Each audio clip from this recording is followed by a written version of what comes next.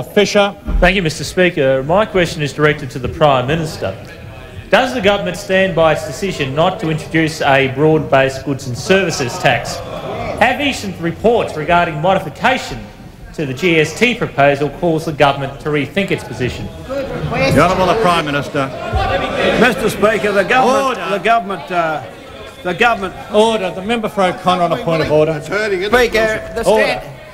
Order. Mr. Speaker, the standing orders specifically prevent members from asking the government to announce policy. If the government has rethought its position, that is policy. Order. The honourable member will resume his seat. The question's in order. The Honourable Prime Minister. Order. Mr. Speaker, Mr. Speaker, I have seen reports of altered proposals around the community about the imposition of a goods and services tax.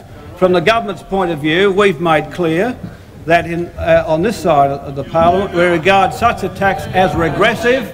We still regard such a tax as regressive, that to introduce one would impact most harshly on the people that can least afford to wear the burden of it, and that the compensatory packages and the rest we've seen are derisory when it comes to dealing with the real plight of Australians who would be subjected to it. But I notice, Mr. Speaker, the opposition are not so cocky today about fight back. Just a week ago, we had all the confected bonhomie wheeling in the fight back cake. But little did we know, Mr. Speaker, when they put the knife into it, they were really putting the knife into it. There was a lot more feeling when they cut the cake than we thought the television report showed of it.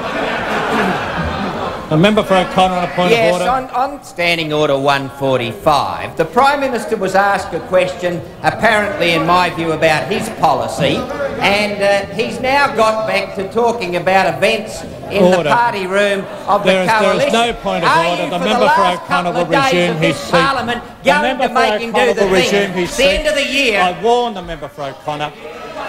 The Honourable Prime Minister. Speaker, the Leader of the Opposition, who has been today, if the member for O'Connor continues to interject like that, I'll deal with it. Was asked on radio, but do you think it's right? That's fight back. Dr. Houston, well, I do think it's right. You know, I do.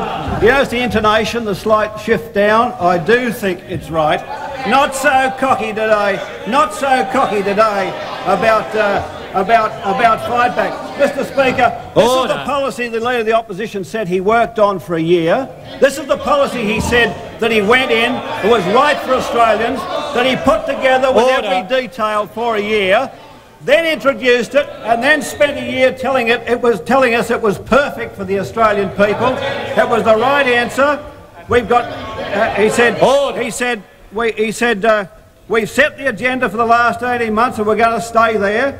Fight back will not be amended. It stands firm. It stands firm, he said.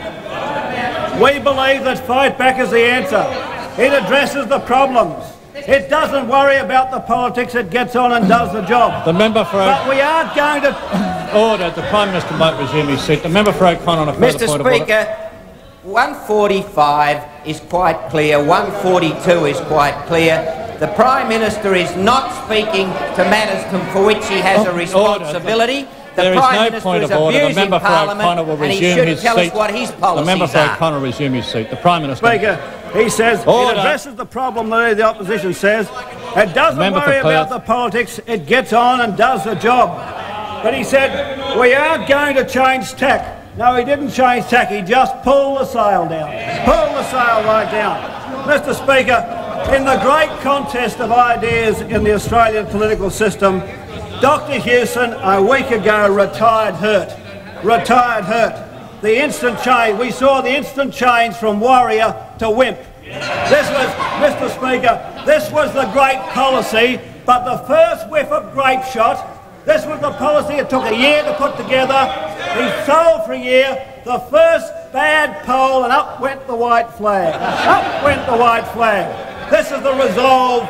Yes, Mr. Speaker, this is the resolve we need. Mr. Speaker, when the Australian people believed Dr. Houston about the GST, they didn't like him.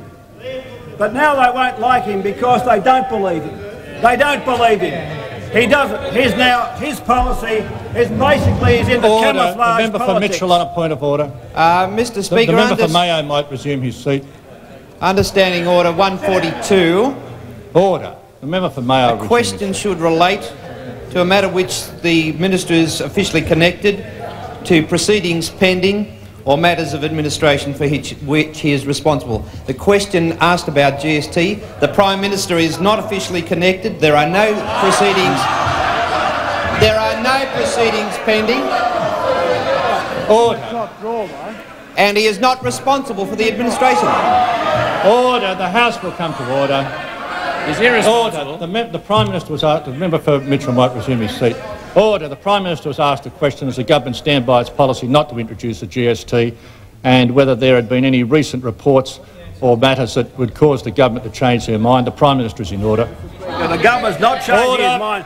But the Leader of the Opposition, after telling us that Fight Back took a year to prepare, after a year following its introduction of telling it was right, he's now told us that Fight Back wasn't right and he has to change it. The first whiff of grape shot and up goes the white flag. Mr. Speaker, what the Leader of the Opposition has told us, he said, we'll dissemble on the beaches, we'll dissemble in the streets, we'll dissemble in the churches, we will abjectly surrender. We will abjectly surrender. Mr. Order. Speaker, There's too much noise. Mr. Speaker, the biggest whopper, of course, is how he's not poll-driven. And after he said that, the whole country blushed. The whole country blushed.